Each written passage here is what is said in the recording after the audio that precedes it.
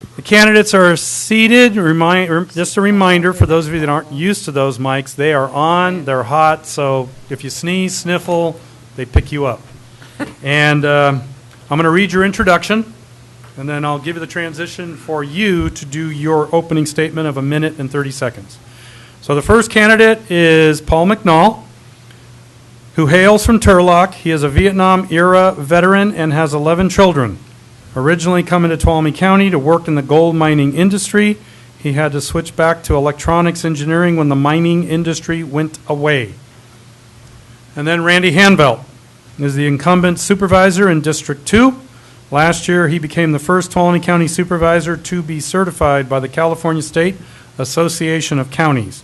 Randy also has a long history of community service everywhere he has been, with his church and community organizations like Habitat for Humanity, Bear Valley Music Festival, and a whole lot more. Randy retired after 36 years with a major industrial company as a global executive and a professional engineer.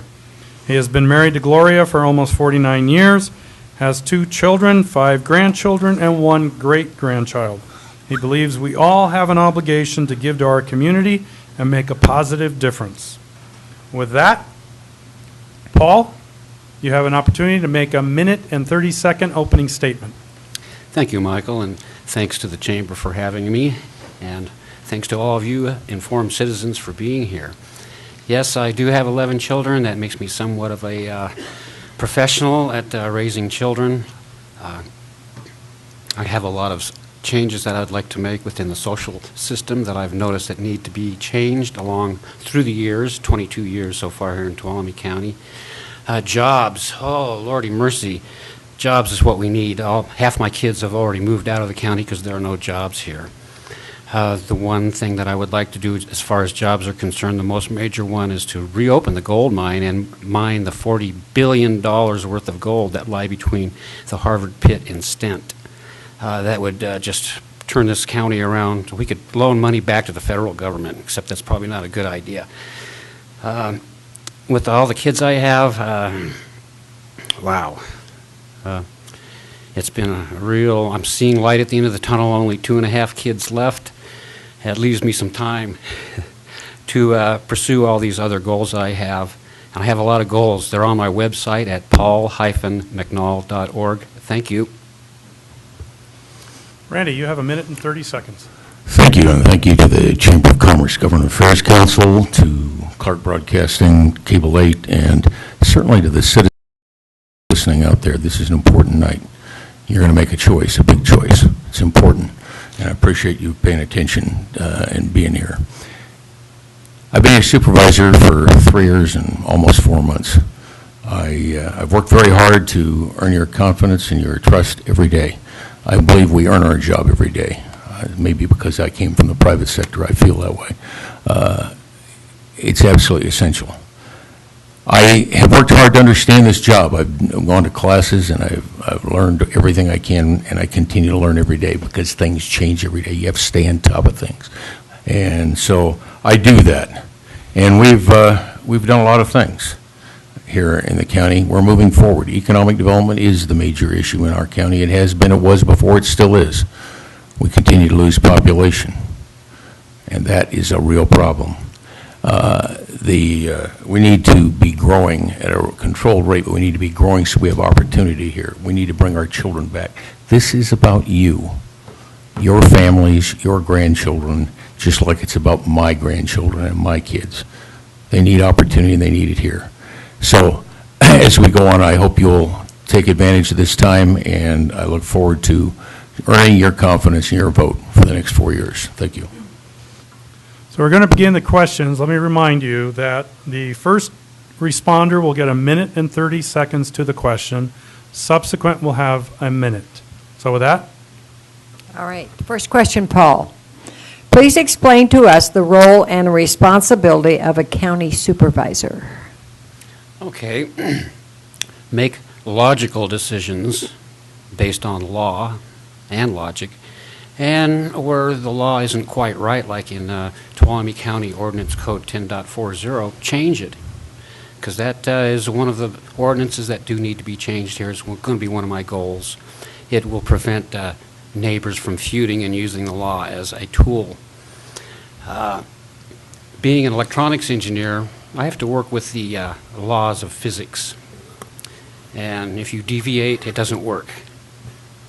If the laws of the state of California, federal laws, et cetera, we have to work within those laws, and usually things will come together and a logical conclusion will happen, be rendered. Thank you. Okay, Randy, do you need this question? No, ma'am. Thank you very much. County Supervisor sits at the top of the county in terms of setting policy and giving direction to the county and where it's going. We basically act as your representative going forth. And in doing that, we need to stay informed. That takes a lot of work. We also sit on, in my case, I sit on more than 20 separate committees and liaison to various people like the Visitors Bureau and Motherload Job Training, and lots more. And I'm alternate on a whole lot more. So, and I attend RCRC. We establish relationships with our legislative representatives and beyond, and I've done that. And so Tuolumne County has a voice elsewhere. They do listen to us, and that's good. There are representatives, the county supervisors are, and they go forth. They represent you, and you need the best possible people doing that. Out of time. Okay, Randy, what is your number one priority for Tuolumne County? Number one priority will always be the vitality, economic vitality of our community. It's jobs. It's your lives. It's your children's. It's opportunity. We have struggled with that for a long time. In your previous discussions with the city council candidates, they talked about the Economic Development Authority. Larry Cope's doing a great job. But you have to retain your businesses that you have. Retain what you have is a lot easier to retain and try and make them healthy than it is to attract other businesses. But we need to attract new, diverse businesses to create opportunities for our kids to stay here. We live in a different environment than the historical businesses of Tuolumne County, but our historical businesses are the base on which we build. So we need economic vitality. To do that, we also need water. The county's recently gotten into the water business because we needed to. We needed to have a bigger voice. Water will always be a big issue. So those are the two issues that I think are the biggest: economic vitality and water will drive the other. So thank you very much. Okay, Paul, what is your number one priority? Jobs, excuse me, jobs. You already know about my feelings about the Jamestown mine. Another one is the to rebuild the movie set at Keystone. Was it Hill Valley 1885, which is Back to the Future 3's movie set. It burned down, unfortunately. There was an excursion train that went out there that would have been great. I'd like to rebuild it again and turn it into a theme park, to where the train brings the customers out to the theme park. They view reenactments. That's just another one of my ideas for creating jobs here. Another one would be, I have an invention, it's called PVT. I got 10 seconds left up. If my Kickstarter program works, it's another 200 jobs for the county. Thank you. Okay, Paul, rural regions of California are facing many challenges. What do you consider to be the number one critical issue facing Tuolumne County, and why? What is your solution to the issue or problem? Okay, the rim fire. That's rural, and it was a big deal here.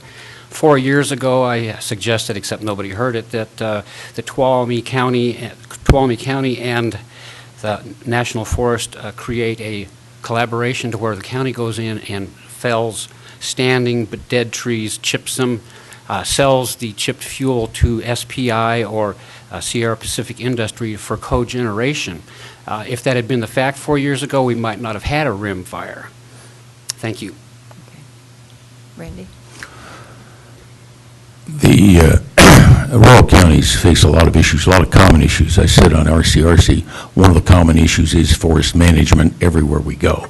And the reason for that is our forests are overgrown in this state and this country. And that is the reason we had rimfire. Rimfire burned 402 square miles. It didn't need to happen. But the issue is now rimfires happen. So what do? We have to recover at rimfire. We have to maintain the infrastructure we have for logging and utilization of that. We have the best anywhere in the state. We have 2 mills, a bark plant, 2 biomass plants, a wood shavings plant. We've got a great infrastructure. But beyond rimfire, we have to maintain green harvest. We have to support our mills, and we have to grow the infrastructure so we have a safe community, and not just in Tuolumne County, throughout the state. All right, Randy. The Board of Supervisors is a 5-member body. You are one person or one vote. How do you propose to get things done should you get elected to the Board of Supervisors? Getting things done with the Board of Supervisors, we're all individuals, and we do have to have 3 votes on a Tuesday. If you notice, the Board of Supervisors is a pretty cohesive unit. We all seem to have the same general direction. We don't always agree, but we're all strong personalities, and we do our homework. And you got to do your homework wherever you are, whatever you're doing. You got to do your homework, and you got to present a convincing case. You work with staff to do that. You work with outside agencies to do that, and you move forward. And that's how you do it. You do it by cooperation and collaboration. And you have to make a convincing story, but you got to do a lot of homework. This is not a 40-hour-a-week job. I spend a whole lot more time than that. I am more than a full-time supervisor because that's what it takes. I work for you. Okay, thank you. Paul, would you like me to repeat the question? No, that's all right. Thank you. Logic should prevail. Laws, of course, we have to follow the laws, but there's a logic in there, too. You put those two things together with intelligent people, which the board certainly is, you come out with the right answer most of the time. Of course, there's other times when maybe the public doesn't agree with the board, and maybe the public should interact with the board more. Somehow, like come to the meetings, you know. Thank you. Okay. All right, Paul, you're up next. 2 Board of Supervisors are appointed to the board of the Tuolumne County Economic Development Authority. Tell us what you know about the Economic Development Authority and how you would work with the EDA to further the county's economic vitality. Well, I've got lots of ideas on how to earn money, jobs. Of course, that would be the main interface right there. Being able to implement these jobs, make them come to fruition by making Tuolumne County a friendlier county for larger businesses, or not even larger businesses, but medium-sized businesses, small industrial businesses. It is, I've heard over and over, an unfriendly county, and that's one of my goals, is to make it a friendly county. Thank you. Randy? I heard the question. Thank you very much. I've sat in many meetings of the Tuolumne County Economic Development Authority. There's 2 members from the city, 2 members from the county, and there's 3 at large. They basically set the policy and the direction of our economic development activities, the attraction and maintenance of existing businesses. They do a really good job under the leadership of Larry Cope. And they are focused right now on attraction to try and get some more businesses in place. It's a good organization, but I also sit on the Tuolumne County, or not Tuolumne County, the Central Sierra Economic Development District, which is made up of several counties, and it takes a regional approach to it. And I will tell you that because of the work of Larry Cope, the Central Sierra Economic Development District looks at Tuolumne County as the center of economic activity. That's where it is. Thank you, Larry Cope. All right, Randy, what experience do you have that would lead the business community to believe your election would be good for business? And what would you do to bring long-term business and jobs to Tuolumne County? Okay, what experience do I have? 36 years as a global executive for a major industrial company running a very large business. I have a lot of business experience. I know how to make things happen in a business. I've owned businesses, and both my bride and I, and we've been successful. So what do we do to attract businesses? We have to show them that this is the place to be. This is the place to be. We have worked on making it more customer friendly, but that's always a journey, never a destination, because what you do, someone else can do. We have to continually to compete not only with our sister counties, but everybody in the state and other states. You see other states, businesses leaving this state. So we got to work not only in our county, but we got to work at Sacramento level to try and make that the conditions and the regulations more suitable, more friendly. And we have to remember that we're a rural county. We're not an urban county. So we need to make our rural attractiveness better. The state tends to do one size fits all. That doesn't work. And we need to make sure they understand that we are different, we have different needs. And we're being more and more successful at that. And so we have to work at all levels to make ourselves the most attractive business address, the place to be. Okay, thank you. Paul needs to answer it. Paul, would you like me to repeat the question? Yes, briefly.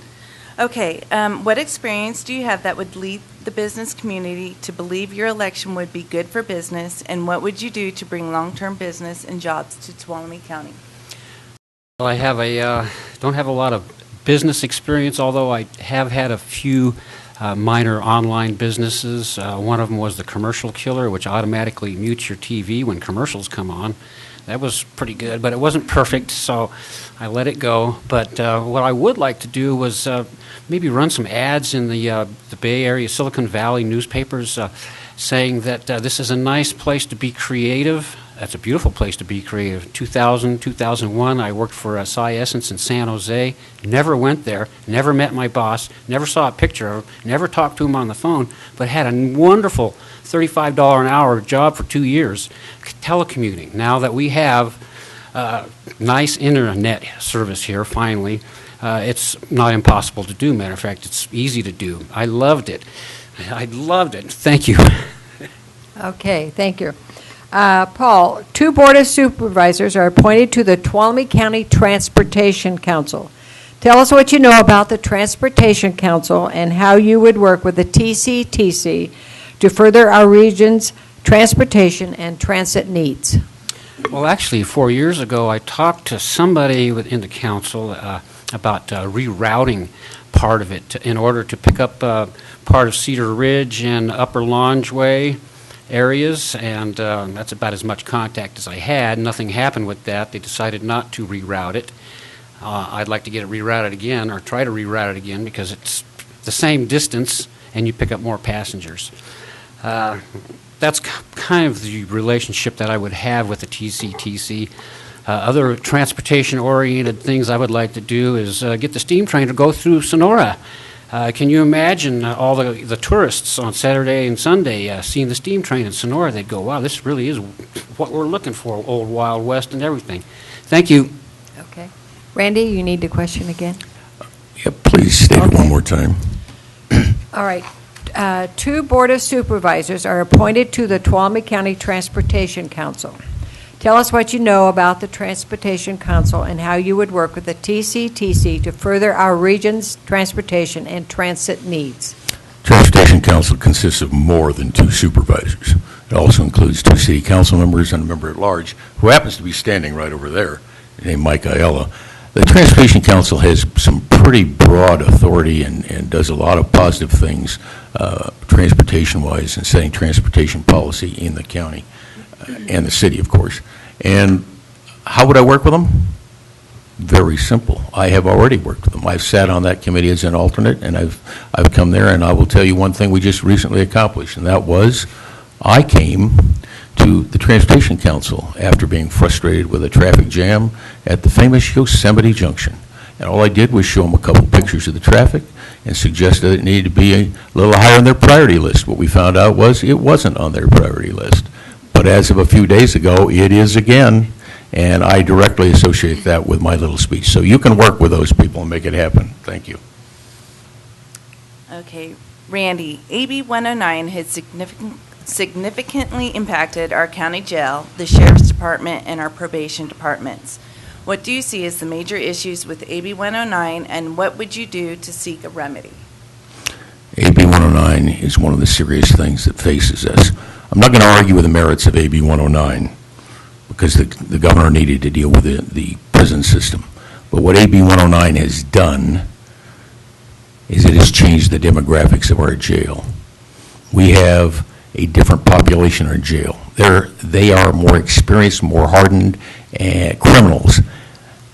Before AB 109, we were already on a catch and release program. There wasn't room in the jail. Now it really bothers me, keeps me awake at night when the sheriff arrests somebody that is a serious felon. I know he's put somebody on the street. I wonder who that is. I believe our police officers and our deputies face a stronger, more experienced, tougher criminal. We need to strengthen and support our deputies and our sheriff. We need another jail. In that regard, we have gotten some funding, and I was part of that. We got some funding under the SB 1022. We're going after funding on AB 900 money that may be coming up as early as September. If we can get that AB 900 money, we can build the jail. We can afford to build it. Without it, we can't. But if we don't get a new jail for our sheriff, it becomes a real serious problem. Our deputies are in trouble. It's a public safety issue. The only worse than being a prisoner in our jail is being a deputy assigned there. We got a real problem, and AB 109 is part of it. Okay, thank you. Paul, would you like me to repeat the question? No, that's all right, thank you. We do have a serious problem. Jail's pretty much already full, and if we don't get the funding to build a new jail, we are going to be in real serious trouble. The only way to get out of it possibly is to take the lesser offenders, give them an early release, send them to probation, and hopefully they do the program, because I don't see any other way.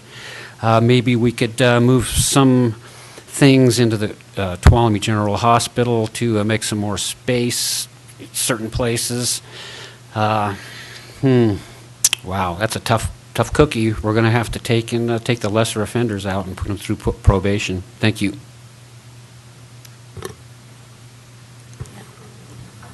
All right, Paul, the last question. The rim fire occurred in 2013. People are concerned about a repeat event possibly involving the Stanislaus River Canyon. What do you see as the issues with the forest, and what do you do to obtain a remedy for the forest and watersheds?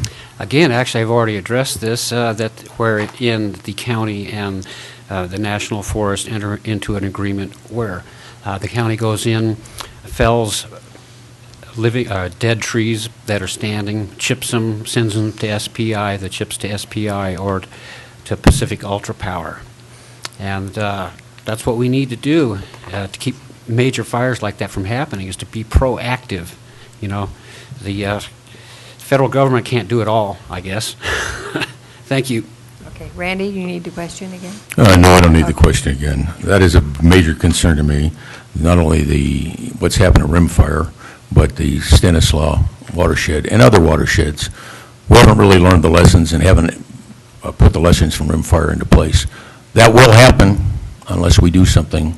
The federal government controls over 70% of the land in Tuolumne County, and they're not managing it well. They don't seem to have money to manage the forest, but they have money to buy more land that they can't manage. Does that make sense? It's policy coming out of the federal government in Washington, D.C., and we need to stand up as citizens. You'll know we recently wrote a letter to Secretary Vilsack, and he sent us back something that was totally unacceptable. We've sent him another letter. I continue to work with some of our congressmen and our senators and other political agencies and RCRC to make that happen. The Forest Service has to do it, and they have to let us help them. And it's more than dead trees. It's a lot more than dead trees. Thank you. All right, you each have an opportunity for a closing statement, 2 minutes. And with that, Paul, you have the lead. Thank you. Wow, I'm back again. I ran actually 4 years ago, but I couldn't cut the mustard because I didn't have the money. But now I got an escrow refund back, and here I am. So Randy's got a little competition. Again, my detailed plans are on my website, paul-mcnaul.org. There are 5 different plans there for generating jobs and money. Oh, and older jobs, bringing back the old mining jobs, which is part of our logo, the mine shaft there. And I think it would be fantastic. That vein was predicted to last 12 years. We could spread it out over 50 years. We would have a stable government for a long time. So check out my website, got a lot of stuff on there that you won't believe. Thank you. Randy? Thank you. Ladies and gentlemen, thank you for being here and thank you for listening. I've worked hard to earn your trust and your confidence. I'll continue to do that as long as I serve in this position. I work for you. If you got a problem, call me. I'm always willing to listen. My number is 743-7855. That's my cell phone. If I can't answer and you're calling me on a cell phone, you get a text message back that says, I'll call you soon as I can. We need to move forward. We need to continue the momentum that we've built. And I'm prepared to do what I have to do to work for you to do that. I think I've shown that over the last 3 years and 4 months. I've established myself in the state as someone that legislators will at least entertain and listen to, right up to and including John Perez and Darrell Steinberg. Talked to both of them, and I, not regularly but often, but I've talked on both sides of the aisle, and I get that opportunity from time to time. I've established myself as a leader in RCRC. I've been asked to take a leadership role there. That gives me more access so I can work for you. I've been working hard to make that happen. I was asked one day, he says, what's this here? I heard about you being a one-term supervisor. I said, that's correct. He says, why is that? I said, because that's all I got elected for. How many did you get elected for? I would like to run, I'd like to have you select me as your supervisor for a second term so I can keep moving and build on the relationships I've already established. I work for you. I work very hard for you, and I will continue to do that. Thank you very much. Well, thank you.